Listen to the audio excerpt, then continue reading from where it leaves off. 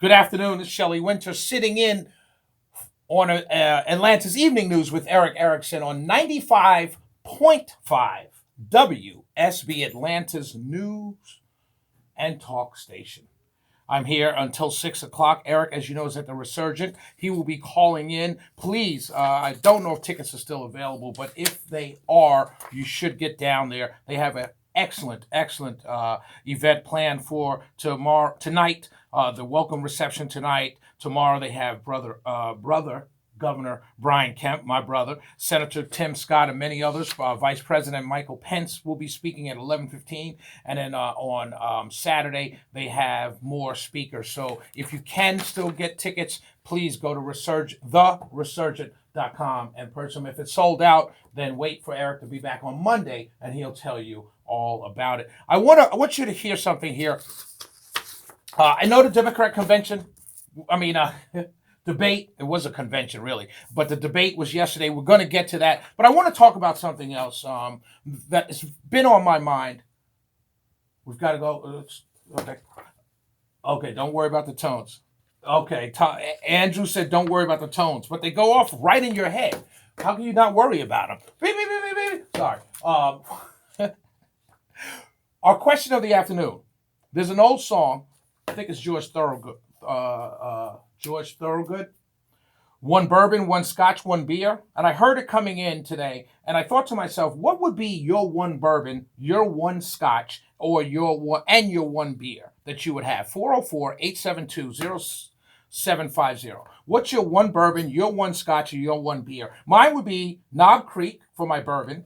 My scotch would be Johnny Walker Gold Label. And my beer depends on who's buying. If I'm buying, my beer would be PBR. But if you're buying, Andrew, my beer would be any IPA. But that's for me. Right, stick you with the bill. So 404-872-0750 is our number if you want to call in and tell me what your one bourbon, your one scotch, and your one beer would be if your wife threw you out of the house like he did and had to go to the bar and order one bourbon, one scotch, and one beer. I want to talk about something.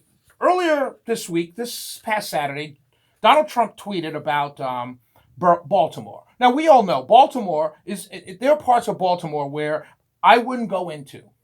And if I had real haters, like people I did not like, I would give them directions to an address in West Baltimore to meet me. I say, hey, why don't you meet me for dinner here?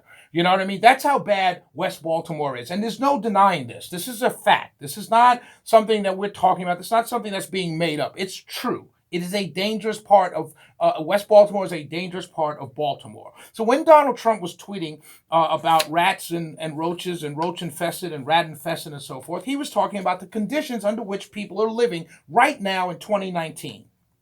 Well, it got me thinking.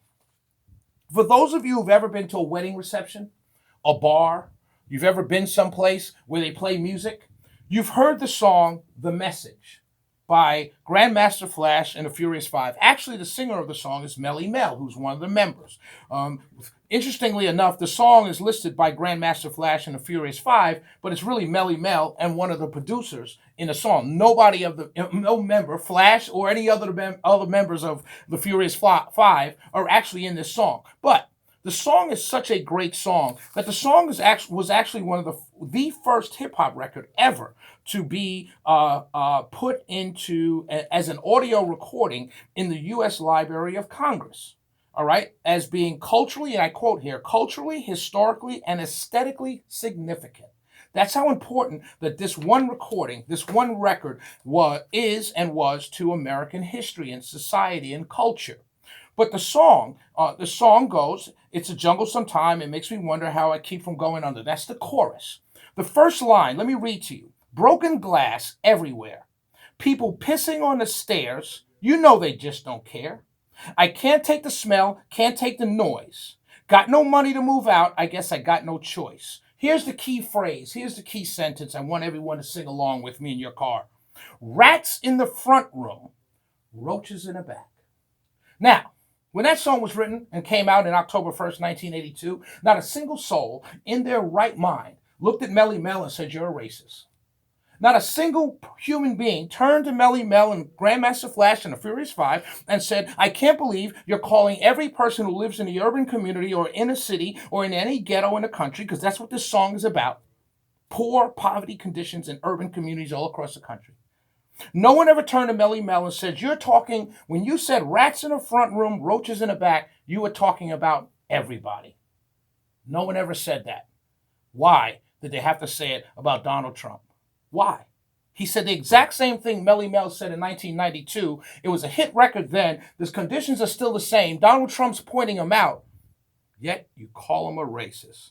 You people are despicable. It's time to go to my good friend Doug Turnbull in the traffic center. Doug, how is it out there?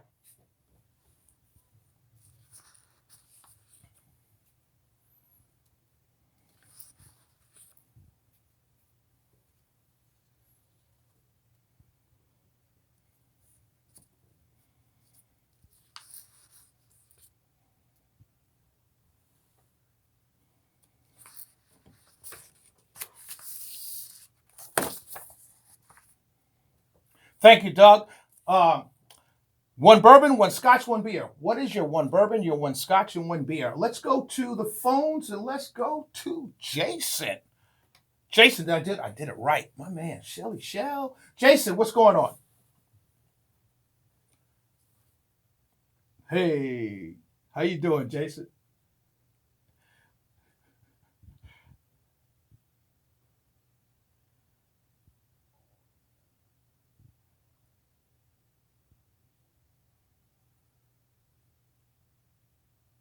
All right. I'm not familiar with that beer.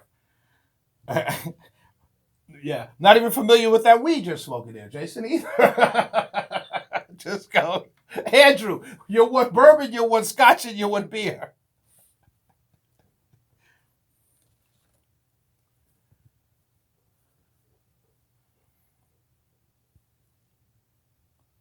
All right.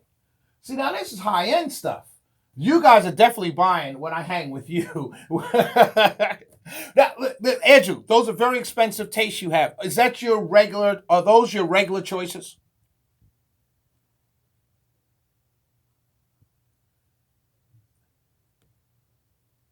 Gotcha. Mine is Knob Creek for my bourbon, and my Johnny Walker Gold Label for my Scotch, and my one beer, if you're paying, is an IPA, any IPA. Thanks, Andrew, for playing along. I appreciate it. Have a wonderful day, and please be careful on those roads, sir. I want to get into the debates. The funniest moment of the debates.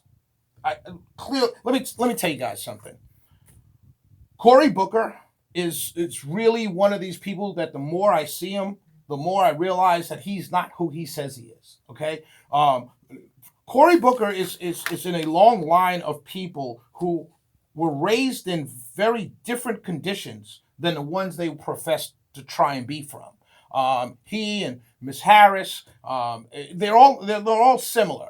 You know, when Joe Biden tells you he's from a working class family, he kind of is from a working class family. You know, when working class was really working class. And I'm not picking on these two particular. I'm just saying it's going on in our country today, where people who are raised in middle class, cohesive mother father, went to good schools, are talking as if they're from the hood, and acting as if they're from the hood, and have experiences similar to those who are from the hood. In other words, they're taking on the cultural aspects of poverty and destruction and degradation in order to define themselves as African American. And to me, it's just kind of a silly thing to do.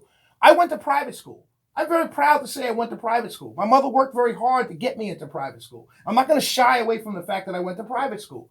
And there are people out there, and Cory Booker, he strikes me as one of these people. You know, I remember when he became mayor of Newark, New Jersey, and he moved into the projects. What was that for? Why would you do that? And everybody, applauded him. Oh, that's just so great. Why would you do that? You can't fix the problems of the people, and clearly he hasn't. You know how he fixed the problems of Newark City residents who were poor and in ghetto-like conditions when he became mayor? The same way in which the city of Atlanta mayors have fixed the problems of poverty in Atlanta. They just moved the poor people out and built $500,000 condos. That's how they fix the problems. They don't really fix them, they just move the people out. 404 872 0750. I'm going to get back to the Democratic debate last night. It was a comedy show. If you like reality shows, that reality show last night tops them all. It beats Smothered. It beats My 600 Pound Life. It beats Love and Hip Hop Atlanta. As a matter of fact, it drowns out all the Love and Hip Hop, the entire Love and Hip Hop franchise, as just completely ratchet TV. I'm Shelley Wynter. I'm sitting in for Atlanta's Evening News with Eric Erickson on 95.5 WSB.